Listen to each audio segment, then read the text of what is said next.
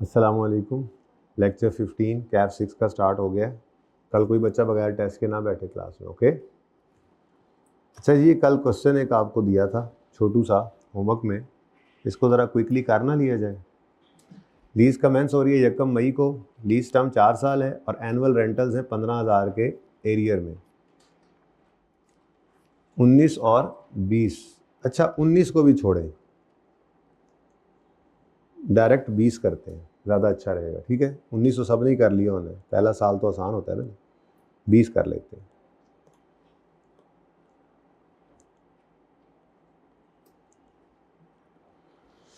अच्छा जी,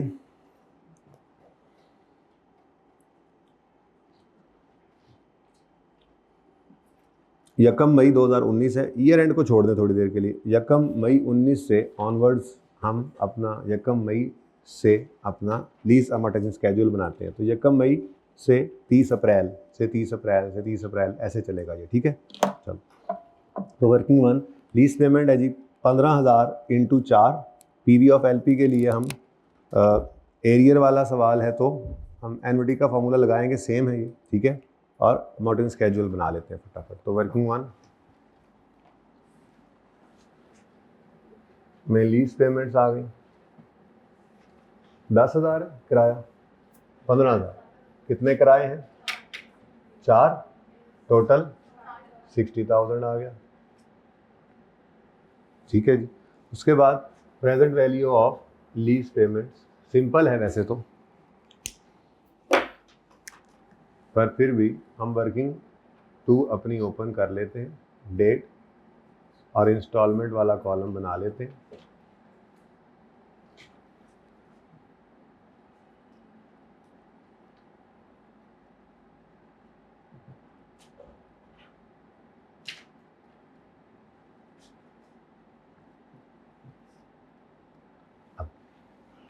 यकम मई 2019 में लीज स्टार्ट हो रही है, एनुअली इन एरियर है किराए।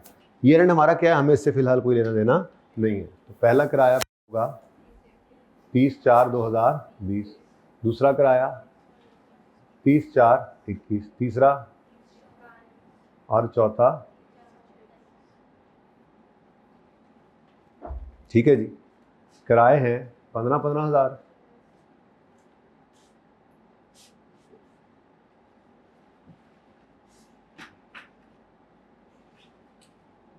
ले, अब सारे कैश फ्लोज को 1 मई 19 पे लाना है, सेम किराए हैं, सेम इंटरवल है, तो एनवीटी का फॉर्मूला लगा लेते हैं। 15,000 इंटू, अब रेट क्या था 13%, 1 - 1.13 रेज टू पार, कितने किराए हैं जो इनको डिस्काउंट करना है, 4 - 4 डिवाइडेड बाय 0.13 जी, 44,617। तो 44,617 से हमारा लीज अमोर्टाइजेशन स्केड्यूल स्टार्ट हो जाएगा। 2020 असल में ना 1 सितंबर 19 पहले आ रहा था, पता है ना, बीच में एक साल आ रहा था, तो दूसरा साल है अगर ये वर्किंग करनी है तो। एनीवेज पूरा साल फिलहाल गुजर गया, तो इंटरेस्ट 5800 इंटरेस्ट आ गया, 9200 प्रिंसिपल आ गया, बैलेंस 35,417, ठीक है। अब फिलहाल तो मेरे ख्याल में इससे काम चलेगा नहीं, बैलेंस शीट बनानी है। तो अगर आपका ईयर एंड इधर आ रहा होगा तो उससे अगला भी एक स्टेप जाना पड़ेगा, ठीक है। तो एक स्टेप आगे भी चले जाते हैं, बोलो 4610 और बैलेंस 25021, ठीक है जी।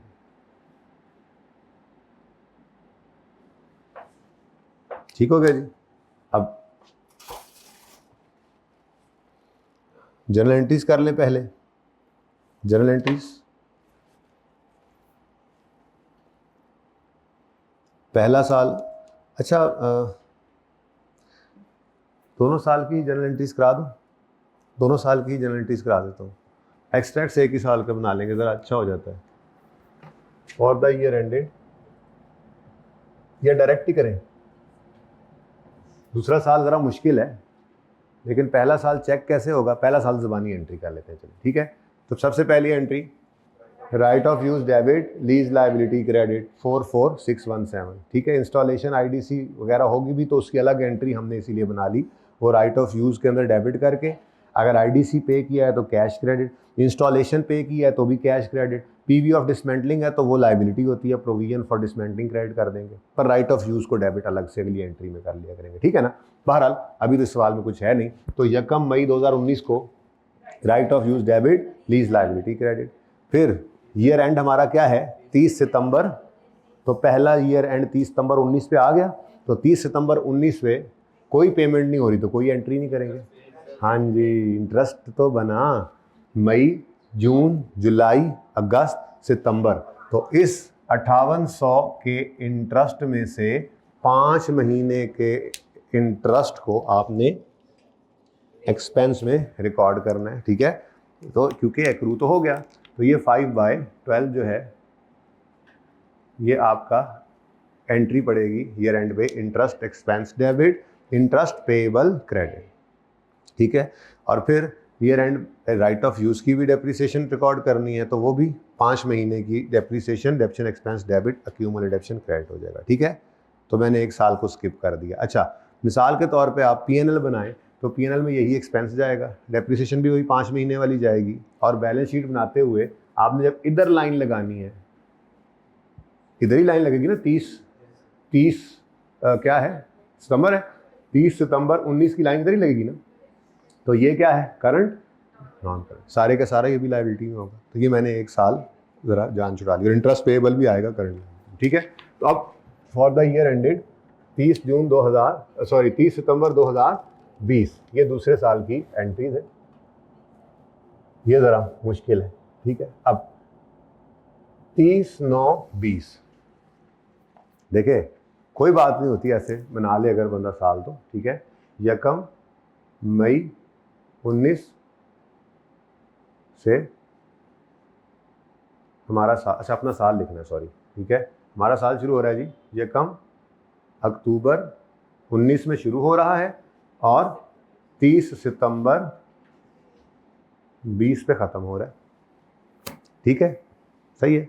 अब इस साल के दौरान 30/4 पे ये पेमेंट आ रही है, ये 30/4, 30 अप्रैल 20, 30 सितंबर 20 से पहले आता है, बोलो अब क्या करें? पहली एंट्री यही कर लें, क्योंकि एसेट के आने की एंट्री तो होनी नहीं इस साल के अंदर, तो पहली एंट्री होगी जनाब 30/4/2020 पर, और वो एंट्री होगी, अब तरतीब क्या बनाई थी? लीज लायबिलिटी डेबिट करें, कितने से? 9200, बोल दे, कुछ नहीं बाकी भी बोल दे, खैर।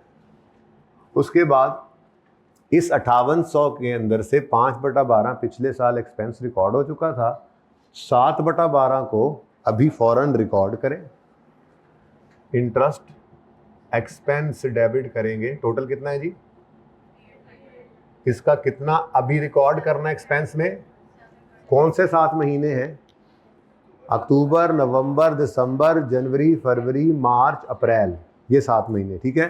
तो इंटू 7/12, आंसर 3383। उसके बाद कुछ इंटरेस्ट जो ऑलरेडी पिछले पीरियड में पे एक्सपेंस रिकॉर्ड किया था वो पेएबल में पड़ा है, वो पेएबल वो भी यहीं से ऐसे डायरेक्ट निकाल लेते हैं। वो कितने महीने का था? वो एक्सपेंस नहीं है, वो ऑलरेडी एक्सपेंस रिकॉर्ड हो गया था, तो अगर पिछली एंट्री हुई पड़ी होगी तो वहाँ पे नजर आ जाएगा इंटरेस्ट पेएबल, ठीक है जी। कितना? 17, और कैश क्रेडिट जी 15,000। इसकी अल्टरनेट एंट्री क्या बताई थी कि आप पहले क्या करें, 30/4 को एक एंट्री करके ये 3383 का एक्सपेंस डेबिट पेएबल क्रेडिट करके एंट्री कर लें, तो फिर आपकी एंट्री ये बन जाएगी, लीज लायबिलिटी डेबिट 9200 से, इंटरेस्ट पेएबल डेबिट पूरे 5800 से, और कैश क्रेडिट 15,000 से, ठीक है। ऐसा भी हो सकता था। ये सही है या वो सही है? ये ठीक है, ज़रा टाइम बचता है। ठीक हो गया। अब उसके बाद 30 अप्रैल पर ये एंट्री आपने कर दी। अब हमारा तो ईयर एंड हो रहा है 30/9 पर। अब इसमें से 7 महीने का एक्सपेंस रिकॉर्ड हो गया है, लेकिन अगले 5 महीने, कौन से 5 महीने जी?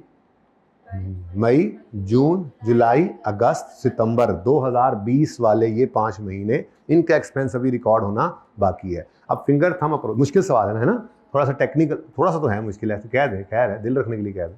फिंगर थंब अप्रोच में पता चला यकम मई 19 से 30 अप्रैल 20 तक का इंटरेस्ट इधर पड़ा है। हमें ये नहीं चाहिए, हमें चाहिए यकम मई 20 से 30/9/20 तक का इंटरेस्ट। तो हमने फिंगर थंब अप्रोच यूज़ की तो पता लगा यकम मई 20, इससे अगला दिन है ना, यकम मई 20 से 30 अप्रैल 21 तक का इंटरेस्ट इसमें पड़ा है।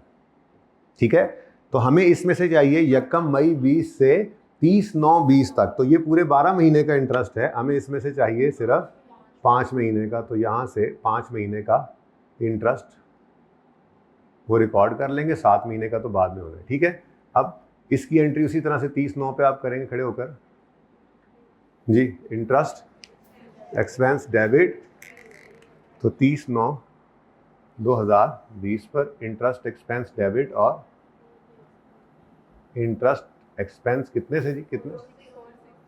04 का 5/12 जी, 1918, और इंटरेस्ट पेएबल क्रेडिट हो जाएगा 1918। और फिर डेप्रीसिएशन की एंट्री है, तो 30/9/2020 पर depreciation expense debit accumulated depreciation credit करना है। अब डेप्रीसिएशन एक्सपेंस के लिए कॉस्ट पकड़ो, कॉस्ट तो यही है 44617, और एक ही लाइफ हमें गिवन थी, वो है लीज टर्म ही, कितनी? 4 ईयर्स। और अब ये पूरा साल है इसकी डेप्रीसिएशन, भी इंटरेस्ट भी इसमें पूरा साल ही आया है। 7 महीने का ये रिकॉर्ड हुआ एक्सपेंस और 5 महीने का ये हुआ पड़ा है, पूरा साल का इंटरेस्ट यहाँ पे रिकॉर्ड हुआ। ठीक है जी, 1154 इंटरेस्ट एक्सपेंस, ये डेप्शन एक्सपेंस डेबिट और अक्यूमुलेटेड डेप्रीसिएशन क्रेडिट। ठीक है, अच्छा, अब दिल बड़ा कर रहा है कि एंट्रीज को मिटाकर मैं एक्सट्रैक्ट्स की तरफ जाऊं। अगर आप मुझे इस चीज़ की यकीन दहानी करा दें कि आप एंट्रीज को नहीं देखेंगे तो मैं फिर नहीं मिटाता, आप पिक्चर बना लीजिएगा बेशक एंड, तो यकीन दहानी कराएं पहले। नहीं देखेंगे, चलो, अब फिर अच्छी बात है, आपका अपना ही फ़ायदा है ना देखने में, क्योंकि एंट्रीज नहीं, एक्सट्रैक्ट्स डायरेक्ट भी तो कह सकता है, तो फिर एंट्रीज की मोहताजी नहीं रखनी है हमने। ठीक है जी, सही है। तो ईयर एंड है हमारा 2020 के लिए हम डेप्रीसिएशन 2020 के लिए इंटरेस्ट निकालेंगे पीएनएल के लिए, और 2020 30 सितंबर 20 और 2020 के लिए ही राइट ऑफ यूज़ की बुक वैल्यू और फिर लीज लायबिलिटी लेनी है। ठीक है, नोट रहने देते हैं, नोट मैंने लिखा भी नहीं था रिक्वायरमेंट में। ठीक है, तो यहाँ पे करके मैं बना रहा हूँ ताकि दूर से उसकी ऊपर आपकी नज़र पड़े भी ना। तो स्टेटमेंट ऑफ कॉम्प्रिहेंसिव इनकम के एक्सट्रैक्ट्स बना लेते हैं। ये दरम्यान जगह मैंने खाली छोड़ी ताकि आपकी नज़र ना जाए उधर। 30 सितंबर 2020 इंटरेस्ट आएगा, डेप्रीसिएशन आएगी, फिर स्टेटमेंट ऑफ फाइनेंशियल पोजीशन के एक्सट्रैक्ट्स। आमिर भाई आप भी ना यहाँ से लगा दें अब फ्रेम, ताकि ये बच्चों को सिर्फ वर्किंग नज़र आए, ऑनलाइन वालों को भी। 30 सितंबर 2020। अच्छा जी, अब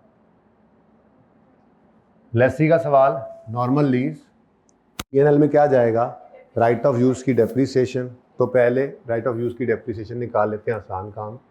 तो डेप्रीसिएशन एक्सपेंस के लिए अब एंट्रीज हमारे सामने नहीं है, ओके।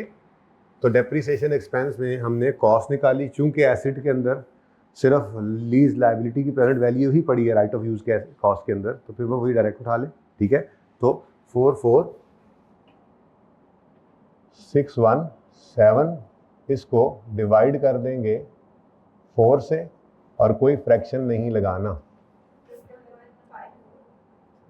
ठीक है जी। और उसके बाद नॉन करंट एसेट्स में राइट ऑफ यूज़ की बुक वैल्यू भी ले लेते हैं। इसके लिए 44617 की कॉस्ट में से माइनस कर देंगे 11154। नहीं, यहाँ पर क्या आएगी, एक्यूमुलेटेड डेप्रिसिएशन। तो उसके लिए फिर हम यहाँ पर ही वर्किंग, क्योंकि हम तो किसी एक साल में खड़े होंगे, तो हम इसी साल में लेट से खड़े हैं, तो 44617 की कॉस्ट है डिवाइडेड बाय 4 करेंगे तो ये एक साल की डेप्शन आएगी। अब 30 सितंबर 20 वाला साल तो पूरा है, ठीक है, लेकिन ये एसिड आया कब था, यकम मई 19। तो मई, जून, जुलाई, अगस्त, सितंबर 5 महीने वो आ गए और पूरा साल 20 वाला। अब 5 महीने को लिखते हैं 5/12 और फिर इसको 1 लिखें तो कैलकुलेटर क्या आंसर दे रहा है आपको, 1.5/12। ईयर में कन्वर्ट करो ना, 5/12, 5 मंथ्स को ईयर में कन्वर्ट कर रहे हैं, 1.417। अच्छा, तो 1.42 भी कर सकते हैं आप, 417 भी लिख सकते हैं आप। तो यहाँ से क्या आ जाएगा जी आपके पास, एक्यूमुलेटेड डेप्रिसिएशन। तो माइनस करें, आंसर क्या आ गया, बुक वैल्यू क्या आ गई, right of use.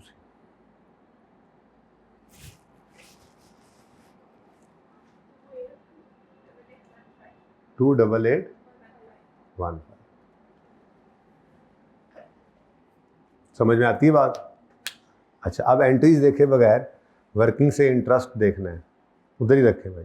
Parla entry तो नहीं नजर आ रही है आमिर में,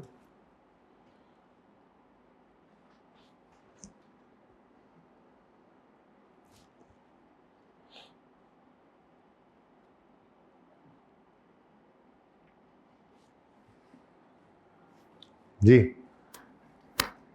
30 सितंबर 2020 हमारा साल है, इंटरेस्ट एक्सपेंस हमें चाहिए। अब इंटरेस्ट एक्सपेंस बड़ा मुश्किल है, थोड़ा ध्यान से देखना पड़ेगा, इसको ढूंढना है हमने। हमारा साल है 19 यकम अक्टूबर 19 से 30 सितंबर 20 वाला। अब ये इंटरेस्ट 5800 का जो है ये यकम मई 19 से 30 अप्रैल 20 तक का है। इसका मतलब कुछ हिस्सा इधर फॉल कर रहा है उसका, यानी अक्टूबर, नवंबर, दिसंबर 19 वाला और जनवरी, फरवरी, मार्च, अप्रैल 20 वाला, ये 7 महीने का एक्सपेंस इस 5800 में हमारा रिलेटेड है, हमारे से रिलेटेड है। हमने यहाँ पे आकर लिखा 5800 में से कितना, और इसका जो पहले 5 महीने का इंटरेस्ट था वो पिछले साल में रिकॉर्ड हो चुका, लेकिन ये पूरे साल का इंटरेस्ट नहीं है, ये अक्टूबर, नवंबर, दिसंबर, जनवरी, फरवरी, मार्च, अप्रैल तक का आ गया 5800 में से।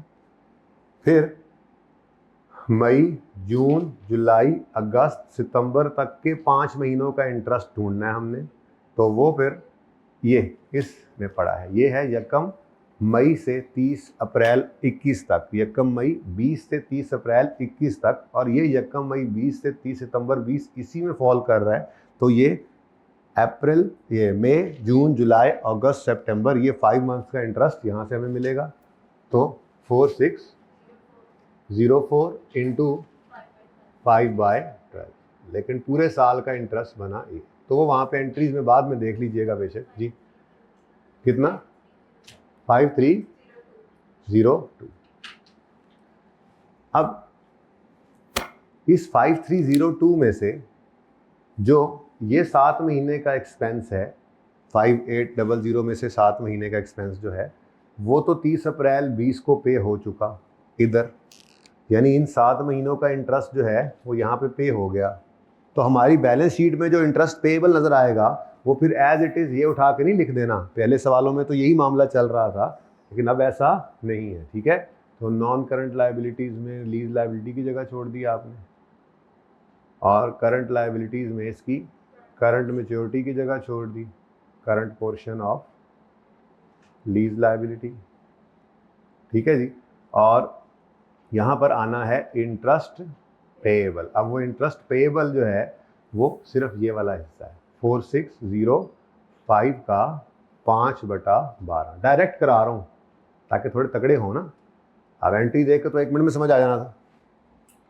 इस पूरे इंटरेस्ट में से ये वाला इंटरेस्ट जो है ये तो 30 अप्रैल 2020 को पे हो चुका, तो फिर 30 सितंबर 20 पर कौन सा इंटरेस्ट पेएबल है?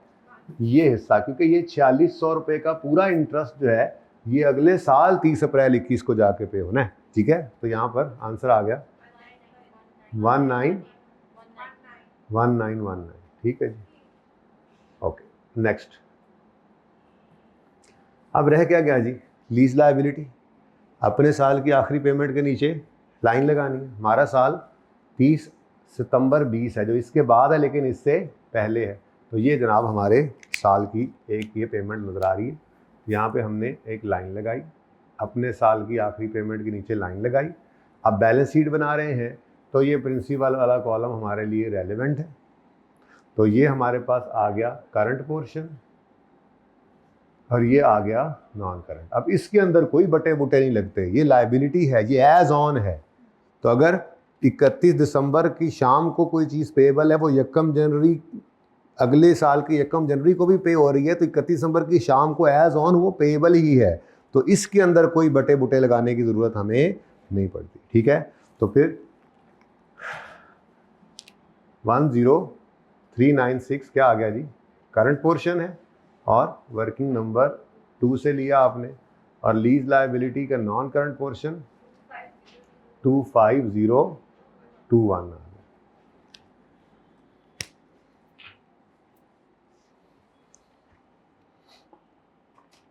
ठीक है जी, कोई मसला? चले,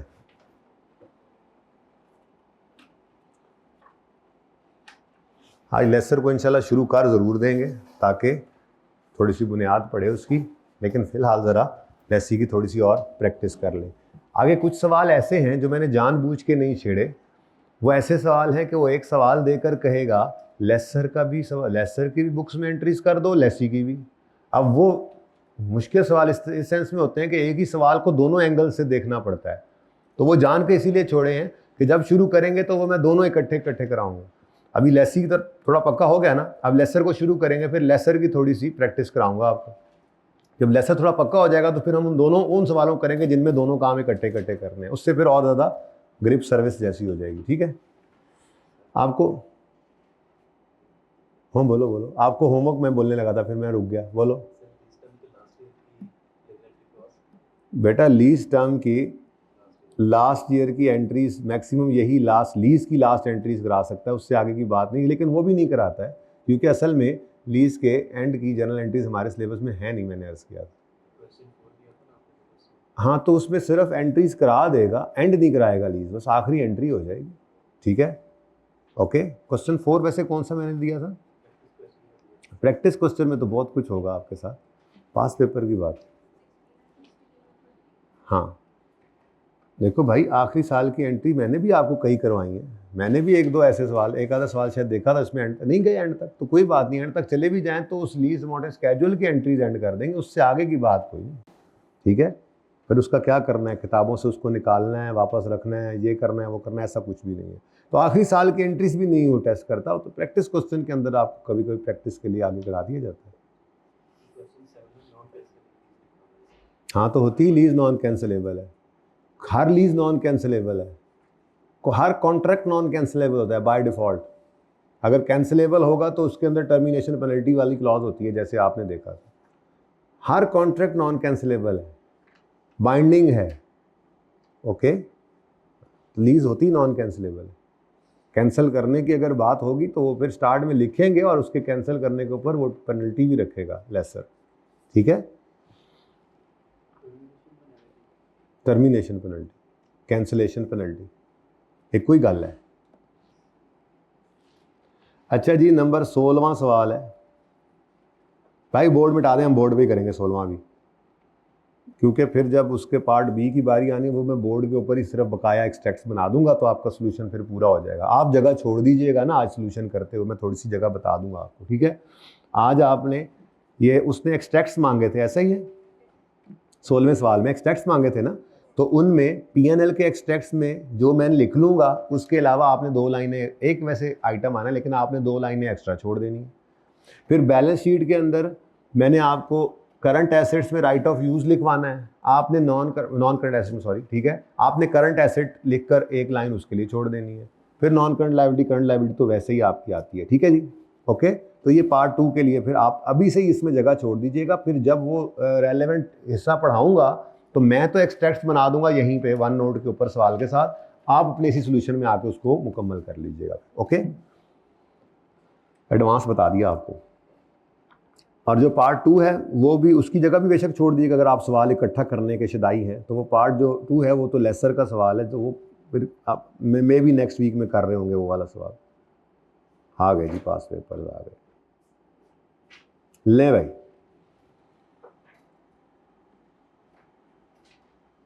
prepare relevant extracts including comparatives from OL's statement of financial position, statement of profit और loss and notes to the financial statement. सब कुछ ही कहा गया भाई बनाने को, कोई बात नहीं, बना देते हैं, ठीक है। लेकिन ये जो है ना पार्ट 2, इसके लिए मैंने आपको क्या कहा, एक लाइन आपने छोड़नी है इन पीएनएल और दूसरा करंट एसेट के लिए पोर्शन छोड़ देना है थोड़ा सा, ठीक है जी, अपनी बैलेंस शीट में जब एक्सट्रैक्ट्स बनाएं, ताकि फिर वो इसी में ऐड कर लें। और अगर कोई ऐसा नहीं करता या भूल जाता करते हो तो खैर है, उस वक्त फिर अलग से वो कर लीजिएगा। अब ये सवाल है हमारे पास, बस यकम जनवरी पे, अच्छा ये सवाल तो पढ़ा भी दिया था ऐसे ही, यकम जनवरी पे लीज स्टार्ट हो रही है, लीज पीरियड 6 साल का तो है, लेकिन इसमें ऑप्शन है टर्मिनेशन का, 4th ईयर के एंड पे 1 मिलियन पे करके, और ओएल रीजनेबली सर्टन है कि वो इसको एक्सरसाइज कर लेगा। तो मैंने कहा था इसका मतलब लीज 6 साल की नहीं है, लीज 4 साल की है, ठीक है। अच्छा, उसके बाद फर्स्ट इंस्टॉलमेंट, अब 4 साल की लीज हो गई है, फर्स्ट इंस्टॉलमेंट 12 मिलियन की है जो एडवांस में पे हो रही है, और फिर सारी सब्सिक्वेंट इंस्टॉलमेंट्स भी एडवांस में ही पे होनी है और 2-2 मिलियन के डिक्रीज के साथ है, यानी कि 12, 10, 8 और 6 प्लस चौथे साल के एंड पे। अच्छा, ये अब एडवांस में है और वो रेंटल, ठीक है, और टर्मिनेशन पेनल्टी जो है वो हमेशा एंड पे आती है, ठीक है। Market rate of interest is 12%, but as an incentive to OL for entering into lease, FBL has incorporated an implicit rate of 11% per annum, which is known to OL. अच्छा, अब ये ना अल्लाह करे आज वहाँ तक पहुँच जाएं, वैसे मेरे जहन के अंदर तो वो लोड हुआ है मैगजीन में, तो इंटरेस्ट रेट की डिस्कशन है। ये 3 एंगल से हमने करनी है, lessee, lessor, dealer, manufacturer, lessor, lessee, lessor, dealer, manufacturer, lessor. तो मेरा दिल ये है कि ये डिस्कशन जो है ये हम जब लेसर का सवाल करेंगे ना तो उस वक्त शुरू कर देंगे, फिर वहाँ पे मैं आपको बताऊंगा और लिखवाऊंगा भी सही कि इम्प्लिसिट रेट लेसर निकालता है हमेशा। लेसी को अगर उसका पता हो तो लेसी भी वही रेट यूज़ करता है, और अगर लेसी को वो रेट ना पता हो इम्प्लिसिट रेट, तो फिर अपना इंक्रीमेंटल बोरिंग रेट यूज़ करता है। मार्केट रेट का लेसी से कोई ताल्लुक नहीं है। मार्केट रेट रेलेवेंट होगा आपका डीलर, मैन्युफैक्चरर, लेसर में जाके, तो वहाँ का रूल अलग लिखवाऊंगा कि वो क्या यूज़ करते हैं, ठीक है। तो एक हमारा ट्री आज अगर वहाँ तक पहुँच गया तो बन जाएगा, जिस ट्री में हम ये 2 डिस्कशंस तो इंशाल्लाह आज कर लेंगे। यानी कि जब भी ये डिस्कशन करनी है इंटरेस्ट की, मैंने लेसर और लेसी की कर देनी है, डीलर मैन्युफैक्चरर को पेंडिंग कर देना है, तो फिर जब उससे पहुँचेंगे तो वो भी लिख लेंगे, ठीक है। तो अब मार्केट इंटरेस्ट रेट मैंने कहा लेसी के हिसाब से इररेलेवेंट है, याद तो कर लेना, लिख तो लेंगे ही, लिख के याद क्या करना, याद करके लिखेंगे इंशाल्लाह, ठीक है। कि आपको क्या बताया मैंने, इम्प्लिसिट रेट कौन निकालता है, लेसर, यहाँ पे भी वही बोल रहा है। वैसे मार्केट में 12% है, लेकिन इंसेंटिव ओएल को देते हुए एफबीएल ने इनकॉर्पोरेट किया है कि इम्प्लिसिट रेट, तो ये एफबीएल कौन है, लेसर है, तो इम्प्लिसिट रेट इनकॉर्पोरेट कर निकालता ही लेसर है, उसी को पता है मेरा रिक्वायर्ड रेट ऑफ रिटर्न क्या है, उसने अपना एक सेट किया होता है, ठीक है ना। तो इम्प्लिसिट रेट निकालता ही लेसर है, और अगर वो लेसी को पता हो तो लेसी भी वही यूज करेगा, ठीक है। और अगर लेसी को वो पता नहीं होगा तो लेसी अपना इंक्रीमेंटल बोरिंग रेट यूज करेगा, ठीक है। ये लिख लेते हैं बाद में, फिलहाल तो काम चल रहा है। मार्केट रेट साइड पे हो गया, इम्प्लिसिट रेट चूंकि नोन टू ओएल है। अच्छा, ये ना भी लिखा हो नोन टू ओएल, तब भी अजम्पशन यही होती है कि इम्प्लिसिट रेट, अनलेस कि वो खुद कह दे कि इम्प्लिसिट रेट इतना है, लेसी को इसका नहीं पता। अच्छा, फिर आप ये ना कहना सर सामने लिखा तो हुआ है, ओ भाई आपको सवाल मिला है, लेसी को नहीं पता था, ठीक है। तो लेसी को अगर नहीं पता होगा तो वो खुद क्लियरली लिखेगा कि इम्प्लिसिट रेट जो है ये लेसी को पता नहीं है, तो फिर उसके अलावा कोई और रेट वो देगा, जिसको यूज करके लेसी का सवाल करना पड़ेगा। ओके, बट फिलहाल ऐसा केस नहीं है। फिर फेयर वैल्यू हमने वैसे इग्नोर करनी है और यूजफुल लाइफ भी इग्नोर कर देंगे। उसकी वजह क्या है कि कहीं पे सवाल में लिखा हुआ नहीं है कि लीज टर्म के एंड पे लेसी को ये ओनरशिप ट्रांसफर होनी है, इसलिए हमने फिर यूजफुल लाइफ पे इसको डेप्रिशिएट नहीं करना, बल्कि शॉर्टर ऑफ यूजफुल लाइफ और लीज टर्म पे। तो ये बात, ये कॉन्सेप्ट जो बढ़ रहे हैं ना, ये सवाल करते हुए बस आपने रिवाइज करने होते हैं। एक सवाल 2 बार करो और दोनों बार सवाल करते हुए आपने ये किया, लेसी का सवाल है, नॉर्मल लीज है, तो फिर इंटरेस्ट एक्सपेंस और डेप्शन पीएल में जाएगी, balance sheet right of use की बुक वैल्यू और lease liability current non current में। फिर टर्मिनेशन पेनल्टी ले लेंगे क्योंकि रीजन सर्टेन है कि एक्साइज करेगा। फिर क्योंकि ओनरशिप विल नॉट ट्रांसफर वाला केस है तो शॉर्टर ऑफ यूजफुल लाइफ और लीज टर्म पे डेप्रिशिएट करना है। तो ये सारी बातें जब आपने रिवाइज की ना, तो एक ही सवाल 2 दफा करने का मतलब भी आपका है कि 2 सवाल आपने किए, क्योंकि इन्हीं कॉन्सेप्ट से मिलके परिचय में आपके लिए एक नया सवाल बनेगा। तो हर बार सवाल करते हुए ये कॉन्सेप्ट रिवाइज करने हैं आपने, असूल रिवाइज करने हैं। सवालों को कभी भी नहीं याद करना।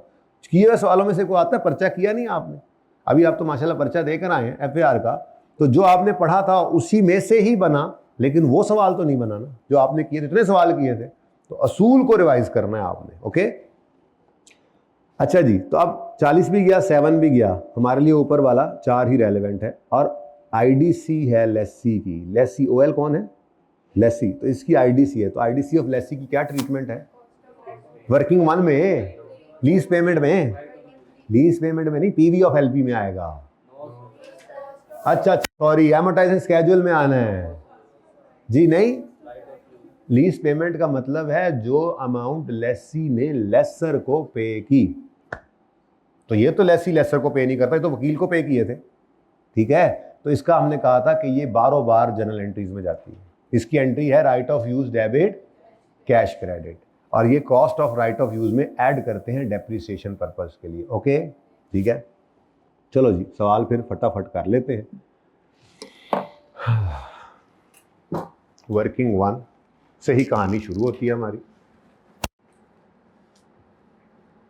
लेसर लाहौर और उसके गिरदोनवा में नजर आ चुका है मुझे, तो हो सकता है आज पार्ट 2 के अंदर लेसर कर रहे हो।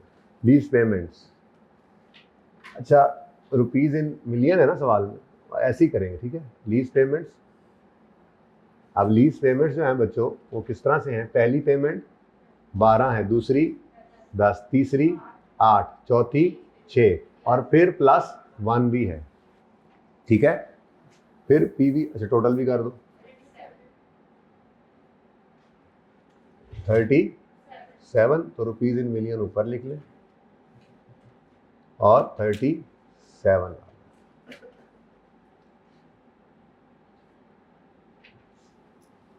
ठीक है जी, अब इसकी डिस्काउंटिंग सिंपल है, बट फिर भी चलो अच्छा है अगर हम स्केड्यूल भी, अमाउंटिंग स्केड्यूल तो बनाना ही है, उसको बना लेते हैं, थोड़ा बेहतर हो जाएगा पीवी ऑफ एलपी निकालने से पहले। तो present value of lease payment अभी निकालते हैं। ठीक है, working number 2, date installments, principal, interest और बैलेंस।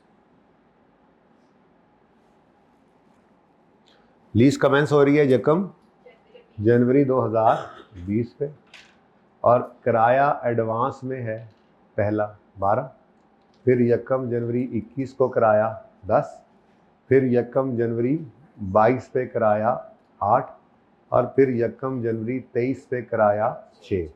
टाइमलाइन बनाने की ज़रूरत है या समझ आ रही है? और फिर चौथे साल के एंड पे टर्मिनेशन पेनल्टी पे करके लीज को ख़त्म कर देना। इसकी टाइमलाइन बनाओ, समझ आ गया? अब सारे कैश फ्लोज अलग अलग हैं बेटा, तो इस 12 को माफ़ कर दो, ये पहले ही यकम जनवरी 20 पे है। इस 10 को लेकर आओ, 1 पॉइंट क्या है रेट? 11, 1.11 एक साल पीछे लाओ। इस 8 को 2 साल पीछे लाना है, सॉरी 2। इस 6 को 3 साल पीछे लाना है,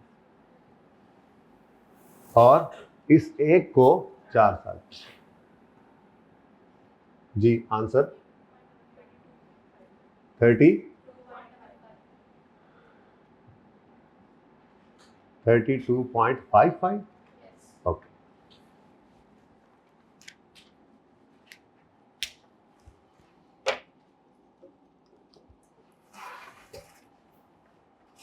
चलिए अब 32.55 से हमारा अमोर्टाइजेशन स्केड्यूल स्टार्ट हो जाता है। मेरे ख्याल में यहीं पे ज़रा क्लोज कर लेते हैं, और वो जो दूसरी वर्किंग नहीं है हमारी कॉस्ट ऑफ राइट ऑफ, वो भी यहीं पे कर लेंगे। अच्छा जी, अब 32.55 से स्टार्ट हो गया हमारा अमोर्टाइजेशन स्केड्यूल, और चूंकि एडवांस का सवाल है तो पहला इंटरेस्ट निल हो गया, सारा प्रिंसिपल आ गया 20.55। हमसे एक्सट्रैक्ट्स मांगे गए हैं 2020 और 21 के। ठीक, नेक्स्ट 2.26, 7.74 और 12.81। ठीक है, अब चूंकि 20 और 21 यही बोला है या 19-20 है? 20 और 21, क्योंकि 21 और उसका कंपैरेटिव चाहिए। ठीक है, तो 20 और 21 चाहिए, तो मेरे ख्याल में 20 और 21 तो बन सकता है, लेकिन बैलेंस शीट के लिए 22 भी चाहिए। एहतियातन कर लें, और अगर यहाँ नहीं भी समझ आती तो खैर है, बाद में ज़रूरत पड़ेगी तो आप एक बढ़ा लेंगे, कोई ऐसा मसला नहीं। फुल नहीं करनी बस वर्किंग। 1.41, 6.59, 6.22। ठीक हो गया जी। अब सिर्फ एक्सट्रैक्ट्स मांगे गए हैं, तो कोई जर्नल एंट्री करने की जरूरत ना करें। ओके, एक्सट्रैक्ट्स बनाएंगे और नोट्स। तो पहले एक्सट्रैक्ट्स की तरफ चलते हैं। ओके, पास पेपर कौन सा चल रहा है? ये पेज नंबर 123। ओके, नाम है इसका OL। असल नाम क्या था ऐसे पूरा? वो असल,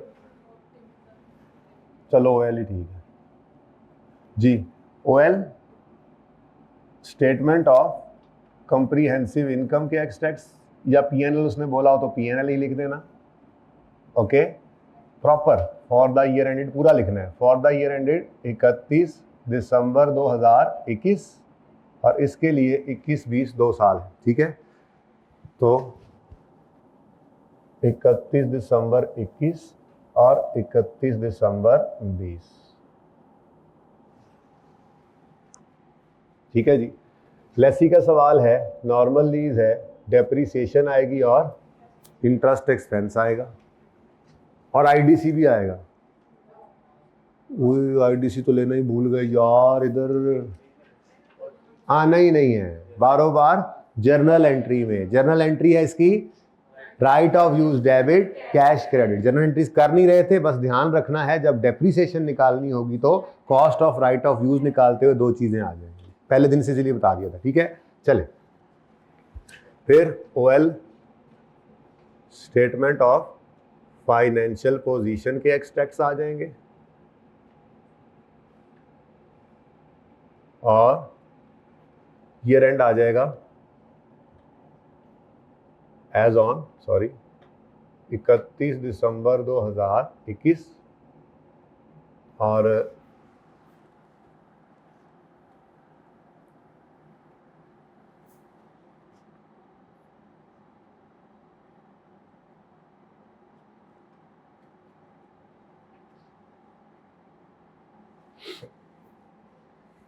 ठीक है जी। अब आसान काम पहले करते हैं। आसान काम क्या है? Depreciation expense. डेप्रीसिएशन एक्सपेंस की कैलकुलेशन के लिए मुझे कॉस्ट चाहिए राइट ऑफ यूज़ की, तो यहाँ पे यहीं पे कर लेते हैं। Working number 3, cost of right of use, इसके अंदर present value of lease payment आ रही है, यानी एसिड के पैसे, और IDC आ रहा है। तो PV ऑफ LP कितना है जी? 32.55, और IDC कितना है? 3 है। 1 नहीं था, अच्छा वो टर्मिनेशन पेनल्टी है, सॉरी तो 3, टोटल क्या आ गया 35.55। ठीक है जी, तो डेप्रीसिएशन 35.55 की कॉस्ट आ गई।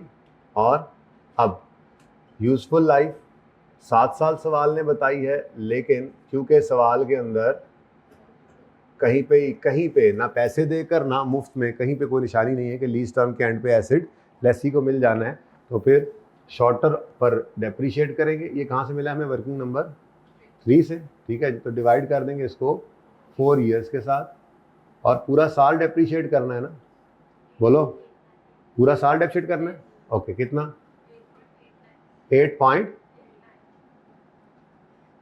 फिर नॉन करंट एसेट्स में राइट ऑफ यूज की बुक वैल्यू, तो 35.55 माइनस 8.89। ठीक है जी, 0.66। ठीक है जी। अब ये तो आसान सवाल था, मुश्किल सवाल अभी भी हमने किया है, तो मैंने भेजा था आपको देकर। ठीक है, ईयर एंड डिफरेंट हो गए, तो आसान सवाल है। 20 वाले साल के लिए फिंगर थंब अप्रोच ने बताया ये इंटरेस्ट है, क्योंकि यकम जनवरी 20 से 31 दिसंबर 20 का इंटरेस्ट एडवांस के सवाल में अगले साल के पहले दिन नजर आता है। ये 21 का इंटरेस्ट हो ही नहीं सकता। तो ये 2.26 क्या है जी, यकम जनवरी 20 से 31 दिसंबर 20 तक का इंटरेस्ट, जो यकम जनवरी 21 के सामने सिर्फ पेमेंट नजर आ रही है। ठीक है, तो इंटरेस्ट एक्सपेंस वर्किंग नंबर 2 से उठाया आपने एज इट इज, कोई वर्किंग को उसको परसेंटेज नहीं लगानी पड़ी आपको, 2.26। और चूंकि एनुअल एडवांस वाला सवाल है, तो ये सारे का सारा इंटरेस्ट क्या होगा, पेएबल। ठीक है, तो नॉन करंट लायबिलिटीज में लीज लायबिलिटी की जगह छोड़ दी हमने, करंट लायबिलिटीज में इसका करंट पोर्शन आ गया,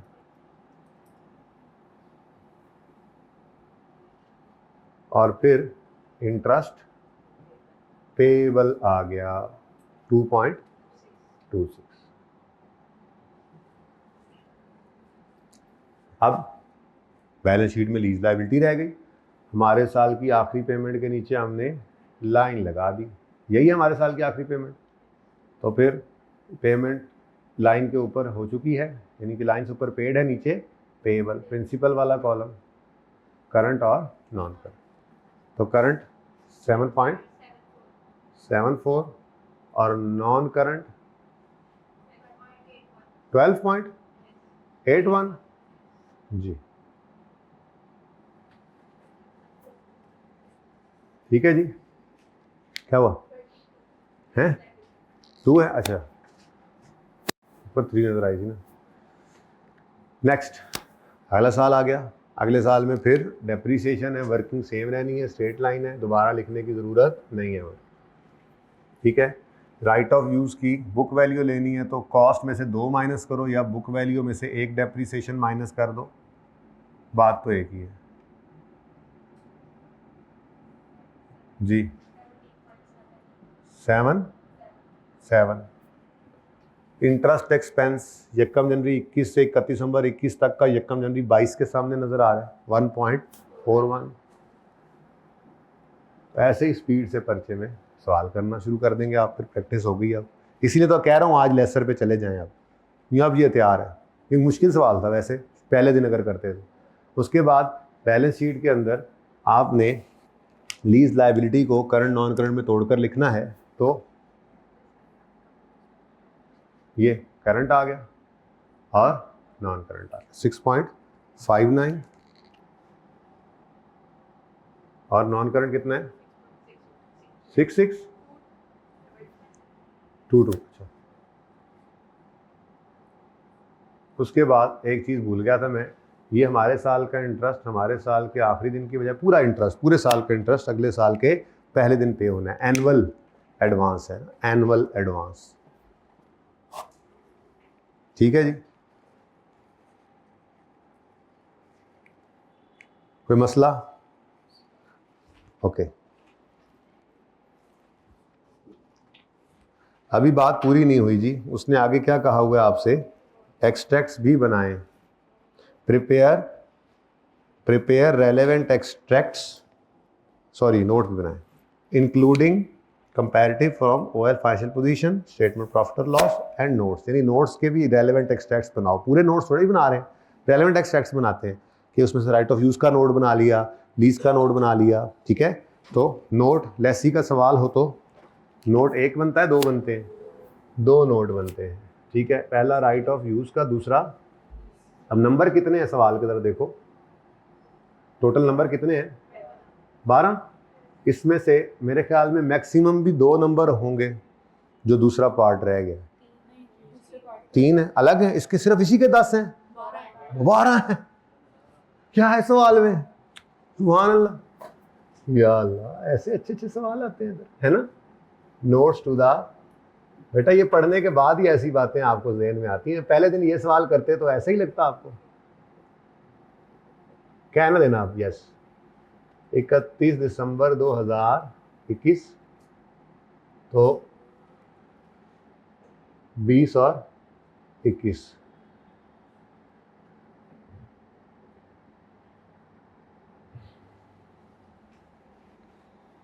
जी।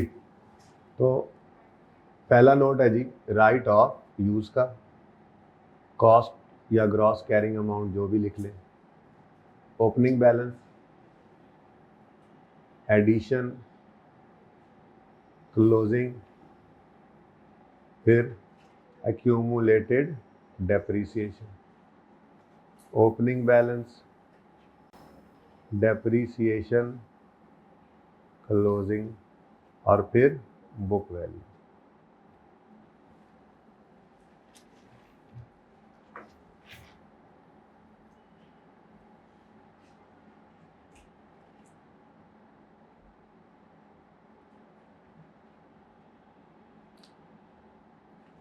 अच्छा जी, अब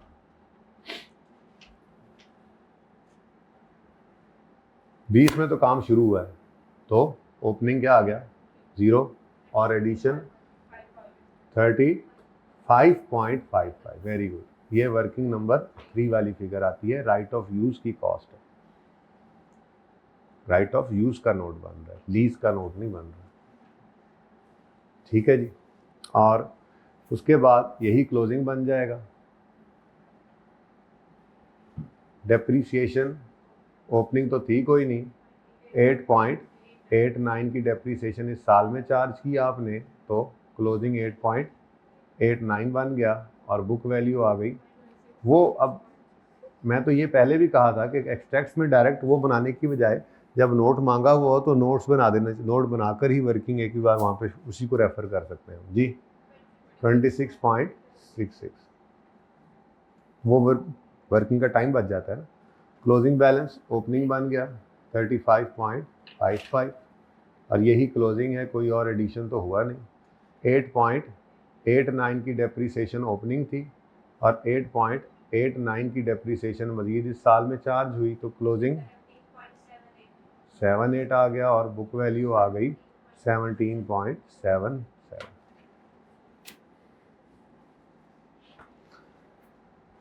दूसरा नोट कौन सा बनता है जी, लीज का।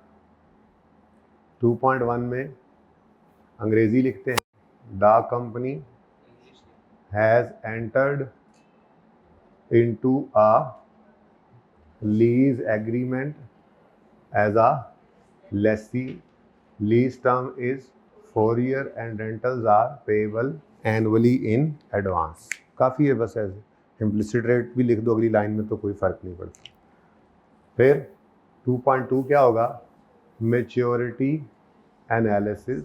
अच्छा, अब ये ना रिक्वायरमेंट है, तो एब्रीविएशन नहीं यूज़ करने आप लोगों ने, जैसे मैंने किए हुए हैं ऊपर, राइट ऑफ यूज़ नहीं, पूरा राइट ऑफ यूज़, ROU नहीं लिखना, फिर उसके बाद वो फॉर द ईयर FYE नहीं लिखना, फिर यहाँ पे भी आपने कॉन्ट्रेक्चुअल अनडिस्काउंटेड कैश फ्लोज पूरा लिखना है, कॉन्ट्रेक्चुअल अनडिस्काउंटेड, अब मेरी जगह तो खत्म होगी, मैंने तो कर देना ऐसे कैश फ्लोज, आपने नहीं ऐसे करना, ठीक है। तो कॉन्ट्रेक्चुअल अनडिस्काउंटेड कैश फ्लोज 31 दिसंबर 2021 और इसका कंपैरेटिव 20। अब पहले 20 का नोट बनाएंगे तो आप यहाँ खड़े हैं, तो यहाँ खड़े हैं 31 दिसंबर 20 पर खड़े हैं तो लेस देन 1 ईयर, यहाँ खड़े हैं तो 1 साल के अंदर अंदर 10, फिर यहीं खड़े हैं 1 साल के बाद 2 साल के अंदर अंदर 8, 1 to 2 ईयर्स। कैसे नहीं याद होंगी चीज़ें, हो गई ना याद। फिर यहीं खड़े हैं 2 साल के बाद, लेकिन 3 साल के अंदर अंदर सिर्फ 6 नहीं है। 31 दिसंबर 20 पे खड़े हैं तो 31 दिसंबर 21 और 22 के बाद ये दोनों ही 31 दिसंबर 23 के बन रहे हैं ना जी, 1 साल के शुरू में एक एंड पे। तो 2 to 3 ईयर्स में आपने यहाँ पर लिखना है 6 + 1 7, टोटल 25। ये टोटल लीज पेमेंट्स आ गए, ठीक है। उसके बाद अब 21 में आएंगे तो आप यहाँ खड़े हो जाएंगे। अब 1 साल के अंदर अंदर 8 और 1 साल के बाद 2 साल के अंदर अंदर 7 बन जाएगा, तो टोटल बन गया 15। ये जनाब 12 नंबर का सवाल था। आता हो तो 10 मिनट का सवाल, ना आता हो तो कुल्लू वाला पढ़ लेनी चाहिए, जाहिर है आसान सवाल ना आता हो तो पर्चे में फिर। अच्छा जी, अब जैसे मैंने आपको एक्सट्रैक्ट्स में उधर ही रखे भाई, उधर रखा जगह छोड़कर दिखाई है ना आपको। एक थोड़ी सी बस माजरत मैं भूल गया, जो नॉन करंट एसेट्स के नीचे करंट एसेट्स लिखकर एक लाइन वहाँ भी छोड़नी थी। तो अगर नहीं छोड़ा किसी, मैंने स्टार्ट में बोला था नहीं छोड़ा तो कोई बात नहीं, खैर है कोई बात नहीं, फिर अल्लाह मालिक है, वो देखेंगे जब बारी आएगी इसकी, ठीक है। तो ये जनाब पार्ट 2 जो है इसका करेंगे। चलें जी अब 20th पे आ जाएं जल्दी से। 20th में आई थिंक, अब पूरा नहीं करा रहा हूँ सवाल में, लेकिन उसमें डेप्रीसिएशन में मसला आया होना आप लोगों को। किसने 20th किया था? डेप्रीसिएशन में इशू नहीं आया? आना चाहिए था, है?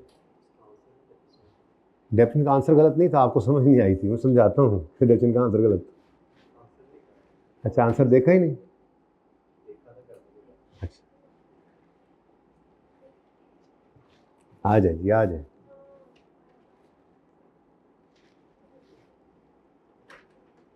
कोई जीआरबी वाली डिस्कशन भी रहती है अभी तो, चलो वो भी करते हैं। और फिर एंड पे लेसर का वैसे भी मेरा दिल है सिर्फ आज ना थोड़ी डिस्कशन करके लेसी की इस लीज के एन अपोजिट जो लीज चलती है ना लेसर की, वो बता के और उसकी सिर्फ जर्नल एंट्रीज करा दूँ, ताकि आज ज़्यादा बोझ ना पड़े। और कल फिर उसकी balance sheet, PNL, note, everything फिर कल लेसर की भी कर लेंगे इंशाल्लाह, ठीक है। फिर उसकी प्रैक्टिस चलेगी 1-2 दिन, फिर इन दोनों को मिक्स शुरू कर देंगे करना, फिर ये दोनों पक्के हो जाएंगे, फिर डीलर मैन्युफैक्चरर पे तब जाएंगे, ठीक है। 20th में जी जर्नल एंट्रीज करनी थी, तो इंस्टॉलमेंट ज़रा पढ़ ही लेते हैं दोबारा। करनी तो मैंने सिर्फ डेप्रीसिएशन की ही एंट्री है, मतलब आपको कैलकुलेशन करके दिखानी है, ठीक है। अच्छा जी, 1 जनवरी 22 पे सीएल ने एक्वायर किया है एक इक्विपमेंट, लेसी है सीएल गैमा से। इंस्टॉलमेंट 5 मिलियन की एनुअली इन एडवांस पे होनी है। ये किया हुआ सवाल किस किसने तरह हाथ कर, बाकी क्या कर रहे हैं आजकल, क्या कर रहे हैं? लेक्चर्स पूरे कर रहे हैं, कह दें क्यों नहीं किया? हाँ जी, किया क्यों नहीं किया? हाफ किया था, ये क्या बात हुई? हाफ किया था, क्यों नहीं इधर किया जी? बाकी क्यों नहीं किया भाई? पढ़ लो यार, पढ़ना शुरू कर दो, अभी भी मौका है। कोई लेट आता है तो कोई होमवर्क नहीं करता। होमवर्क किया था?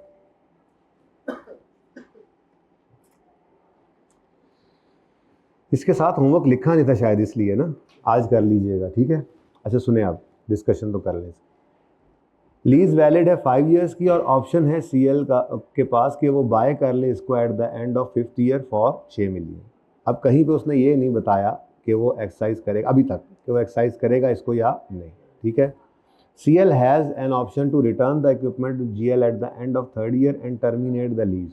For this CL needs to pay additional 2 million with third instalment that is at the start of third year. अच्छा, अजीब बात, ठीक है।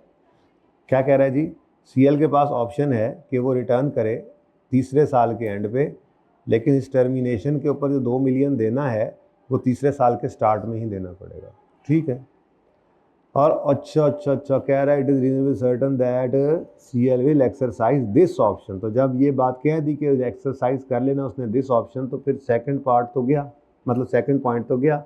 अब लीज कितनी रह गई, 3 साल की, ठीक है। तो इसलिए वो PO वाला चक्कर भी नहीं है, आउटर टर्मिनेशन पेनल्टी आ गई।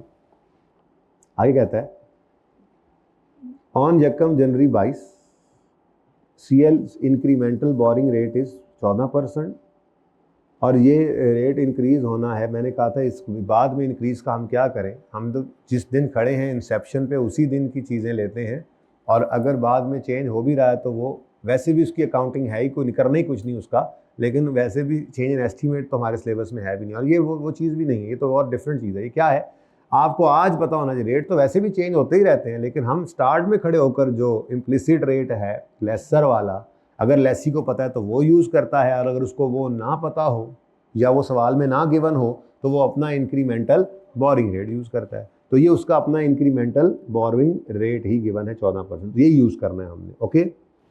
फिर ऑन यकम January fair value and useful life,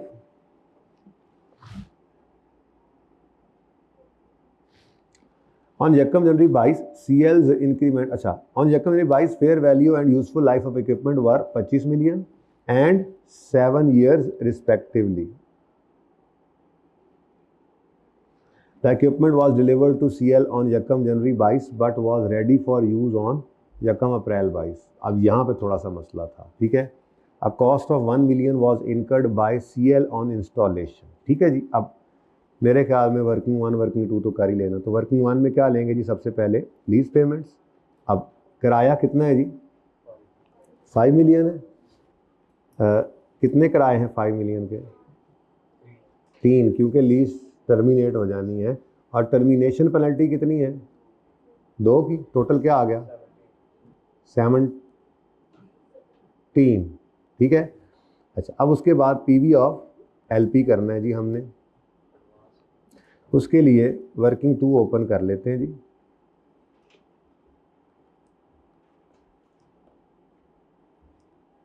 date,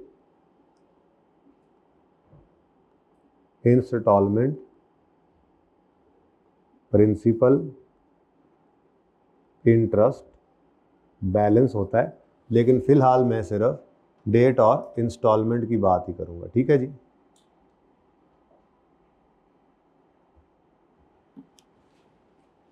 तो यकम जनवरी 2022 पहली लाइन खाली, फिर यकम जनवरी 2022 कितना जी 5, फिर यकम जनवरी 2023 5, और वो कह रहा है टर्मिनेट करना है 24 के एंड पर, लेकिन पेमेंट करनी पड़ेगी एडवांस में ही, कितना 7 हो गया। अब डिस्काउंटिंग के कई तरीके हैं, मेरे ख्याल में तो 5 को उसी तरह से एनविटी लगा देते हैं, और 5 और 5 सिंपल से और 7 सिंपल से भी ला सकते हैं। तो 5 into 1 minus 1.14 raise to power 3 कराए हैं, 14% ही था ना, बोलो, पहले वाले को नहीं करना, ठीक है जी, ओके। वैसे तो सिंपल ही हो जाता है फिर, एक 5 और एक 7 कैसे करोगे, हाँ तो फिर 2 का क्या एनविटी लगाना, ठीक है। मेरे ख्याल में तो सिंपल ही रख लेते हैं, 5 इसको कुछ ना करें, अगले 5 को 1 साल पीछे बुला लें, और फिर आगे 7 है इसको 2 साल पीछे बुला लें। बाकी आप वैसे कर भी सकते हैं जैसे आपको बताया था, ठीक है जी। जी बोले, 14.77, ठीक है। उसके बाद जी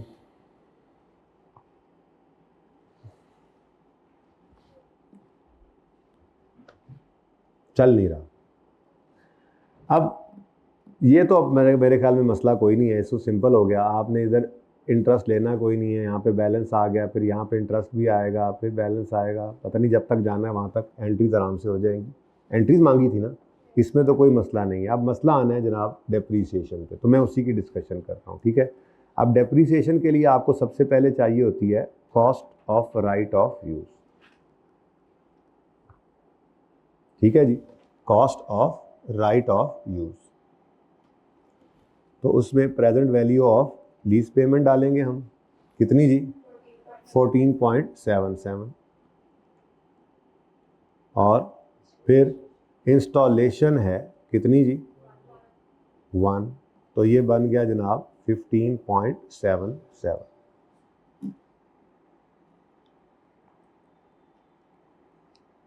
ठीक है जी। अब जनाब लड़ाई शुरू होती है डेप्रीसिएशन। हमारा साल 1 जनवरी 22 को शुरू होता है और हमारा साल ख़त्म होगा, यहीं पे बना लेते हैं मेरे ख्याल से,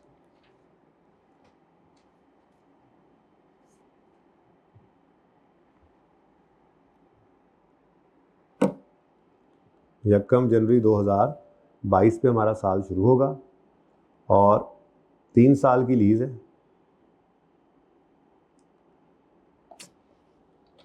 और उसके बाद अब उसने अवेलेबल कब किया है, लेसर ने एसेट लेसी को यूज़ के लिए अवेलेबल कब किया है, 1 अप्रैल को। तो पहले नहीं, डिलीवर किया है उसने 1 जनवरी को बेटा।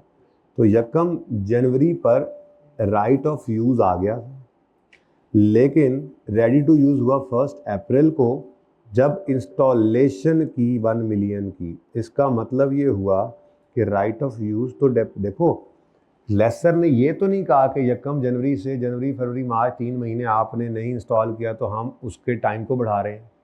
उसने 3 साल बाद एसेट वापस ले लेना है, ठीक है। तो इसका मतलब ये हुआ कि डेप्रीसिएशन अगर मैं निकालूं फॉर द ईयर एंडेड, 2 साल की एंट्रीज थी, फॉर द ईयर एंडेड 31 दिसंबर 2022, तो देखिएगा 14.77 की यूज़फुल लाइफ है 10 साल, ये 3 साल, ठीक है। अब एक आसान तरीका बताता हूँ, 3 साल का मतलब क्या है, कितने महीने, तो आप 36 मंथ से इसको डिवाइड करेंगे तो पर मंथ बन जाएगी। और इस साल में कितने महीने डेप्सिट करोगे, क्योंकि 1 जनवरी को ये आ गया था। ये मैंने इसलिए इस तरह से किया कि एक जैसा हो जाए, आसान हो जाए, वरना नहीं ना करनी, यही तो बता रहा हूँ। क्योंकि ये राइट ऑफ यूज़ 36 महीने फ़ायदा देगा, जबकि वो 1 मिलियन जो हमें मिला, हमने इनकर किया है, वो तो पूरे 3 साल 36 महीने फ़ायदा दे ही नहीं रहा। उसकी तो लाइफ ही 2 साल 9 महीने है, क्योंकि वो एसेट समझो, जैसे एसेट की कॉस्ट का पार्ट कब बन रहा है। अब ये नॉर्मल एसेट नहीं है ना कि जो हमारे पास रहेगा अगले 3 साल, 1 अप्रैल से हम उसकी लाइफ शुरू नहीं कर सकते। ये लीज्ड एसेट है जिसने तीसरे साल के 30वें महीने के आखिरी दिन वापस हो जाना है, ठीक है। तो इसलिए ये थोड़ा सा मसला आया, ठीक है। मसला ये है, ये जनाब डेप्रीसिएशन का एक हिस्सा आ गया।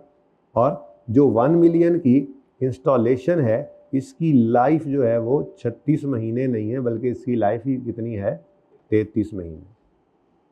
ये मसला था, ठीक है। तो इसको पर मंथ कर लिया, तो अब बेशक आप इसकी ईयर्स में कन्वर्ट कर लो, करना है तो फिर आप ये करोगे 14.77 डिवाइडेड बाय 3 साल, और 33 महीनों को अगर ईयर्स में डिवाइड करो तो ये क्या बनता है जी, 2 साल और कितने महीने, 9 महीने ना। तो 9/12 करो तो वो 2.75 ईयर्स बनता है, उससे डिवाइड कर लेंगे फिर इस महीने के, इस साल के अंदर। तो उससे बेहतर है, मैंने कहा मंथली में चले जाए, ठीक है। तो कितने महीने इस साल में चल गया जी, 9 महीने। मतलब कि इस इंस्टॉलेशन ने आपको फ़ायदा देना है सिर्फ 9 महीने इस साल के अंदर, और फिर इसने लाइफ के साथ ही ख़त्म हो जाना है ना, तो ये फ़ायदा भी ख़त्म हो जाएगा। तो बताओ जी डेप्रीसिएशन कितनी आ गई। अच्छा, वैसे इस हिस्से की डेप्शन आती कितनी है, 1 डिवाइड बाय 33 इंटू 9 करें तो 7 ना, 27। अच्छा, अब मैंने यही आपको कहा कि आप इसको ईयरली अगर करें तो ये इंस्टॉलेशन 2 साल 9 महीने फ़ायदा दे रही है ना। तो आप ईयरली के हिसाब से करें तो 2.75 ईयर्स कर लें और फिर उसको कर लें 9/12, आंसर तो वही आना है, चेक कर लो। पर मैं ज़रा मंथली बेस पर ले गया तो ज़रा इजी हो गया, वरना ऐसे पूरे साल की डेप्शन ये आ जाती और ये 9 महीने की डेप्शन इसकी आ जाती। पर लाइफ डिफरेंट है, ऐसे करना है या वैसे करना है ये आपकी मर्ज़ी है। अगला साल भी कर लेते हैं, अगले साल का सवाल आपके दिमाग में है तो जवाब मैं देता हूँ। वैसे दोनों साल करनी थी ना डेप्रिसिएशन वैसे, हाँ तो फिर तो वैसे भी करना ही है, ठीक है। तो ये जनाब कितना आ गया जी? 5.20, ओके। अच्छा, उसके बाद जी डेप्रिसिएशन हम निकाल लेते हैं जी फॉर द ईयर एंडेड 31 दिसंबर 2023। अब इसके अंदर जनाब 14.77 डिवाइडेड बाय 36 मंथ्स करें, इंटू 12 मंथ्स करें बिल्कुल, और 1 मिलियन जो है इसको डिवाइड बाय 33 मंथ करें और इसको भी इंटू 12 मंथ्स ही करें, पूरे साल की डेप्रिसिएशन आ जाएगी। जिसने 2.75 से डिवाइड करना है बस वो फ्रैक्शन नहीं लगाएगा। तो ये मंथली मैंने इसलिए ज़रा समझ आ जाए कि एक राइट ऑफ यूज़ की यूजफुल लाइफ हमारे पास, मतलब हमारे पास 36 महीनों के लिए, जबकि इंस्टॉलेशन 3 महीने बाद जाके हुई है। तो अब उस कॉस्ट ने 1 मिलियन हमें फ़ायदा देना है, उस यकम जनवरी को तो वो कॉस्ट थी ही नहीं, तो कैसे आप उसको यकम जनवरी से डेप्रीशिएट कर सकते हैं? वो तो आई ही यकम अप्रैल को है।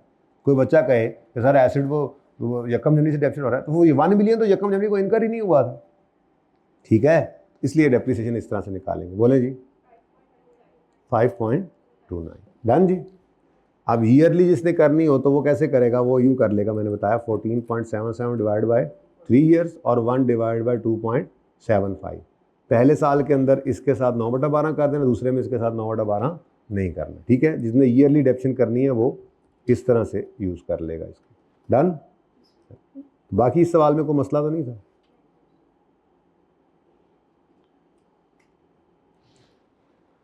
अच्छा जी,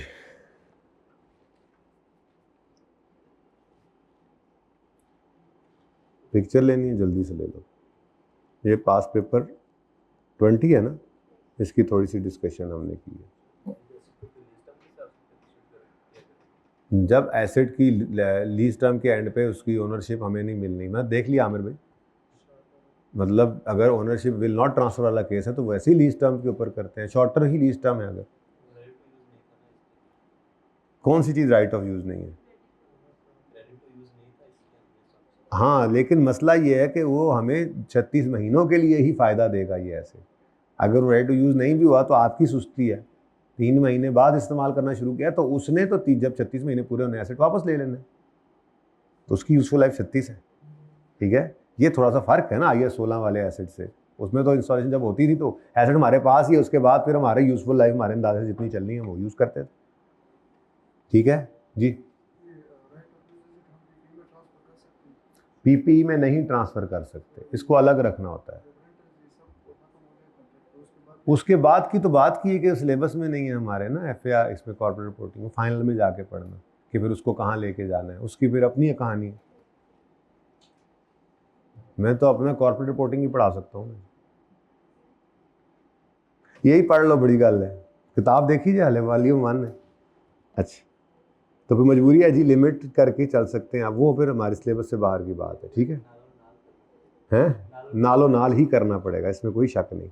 अच्छा जी, आए ज़रा एक नया कॉन्सेप्ट करते हैं, और भाई कह रहे हैं पार्ट 2 शुरू करना है तो पार्ट 1 क्लोज कर दें आप।